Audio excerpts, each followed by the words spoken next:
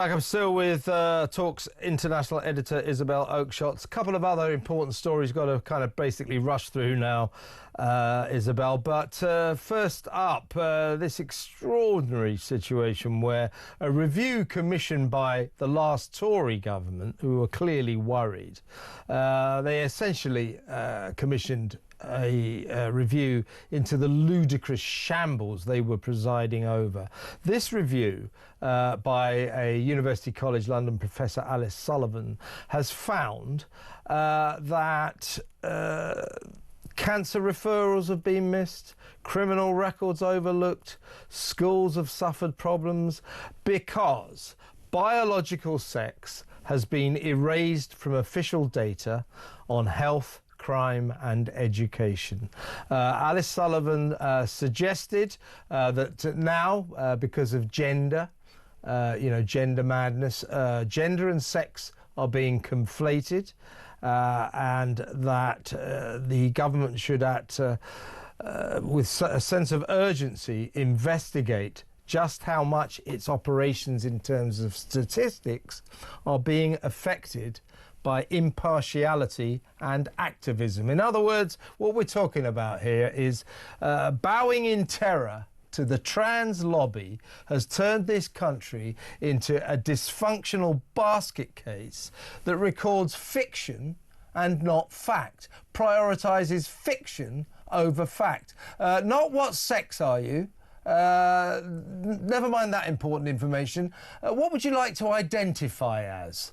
Oh, I'd like to identify as a woman, even if you're a bloke. That has been recorded in official records. Cancer referrals are being missed, ergo lives are being lost, and criminals are walking free because no one can get hold of their criminal records. This is just, it's just off the scale insane, isn't it?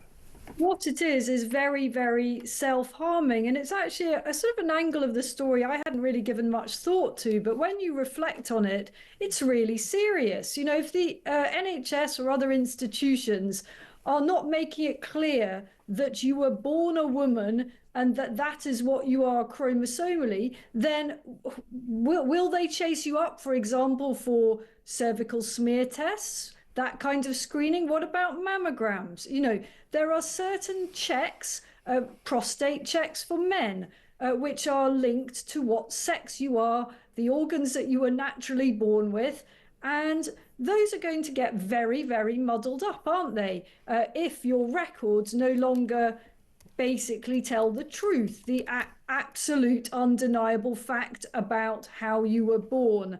And it's not really doing anyone any favors to try to deny or cover up or mask that. As these statistics are showing and these reports are showing, we are actually missing vital signs that someone may be developing a potentially fatal disease. Yeah. So this is completely mad. And on the criminal side of it, the idea that rapists and violent attackers and frankly anyone should be able to just pick and choose from a basket of potential what they fancy being. I mean, do you know the trouble with this, to sort of summarize, there are 262,000 trans people in Britain and 70 million people living here. So out of 70 million people, there are 262,000 people whom we should give all the respect they deserve.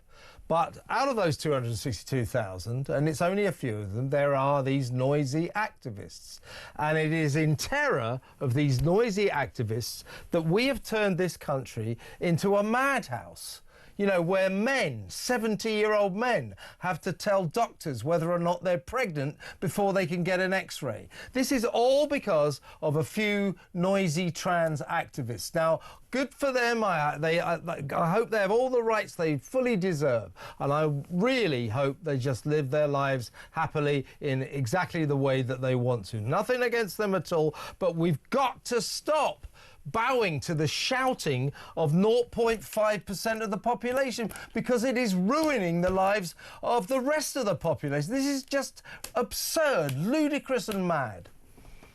Perfectly possible to be respectful of people's private choices about the way in which they choose to lead their lives, live their lives, who they choose to love. I don't care, but I do care if entire public policies, the whole way governments and our public institutions operate, is skewed around this very fringe group. And sure that some of them are shouting loudly because they feel very, very marginalized and they feel that they're not getting what they need. And as you said, we should give them what they need to live the way they want to live without making everybody else pay a price for it. That can't be right. Yeah. Here's an idea. When people are going for an X-ray, the NHS devises some kind of instruction. If you're a trans man, a kind of former woman or a biological woman, but you're a trans man, you tell the X-ray. If you're a trans woman, former man, you tell the X-rayer, and then leave everyone else alone. Leave the 99.999% of people who go in there who are not trans. It's just absurd. This country is being turned into, as I said, a basket case on the altar of a few very noisy activists that for some reason the entire body politic seems to be terrified of. And we've got to do something about it.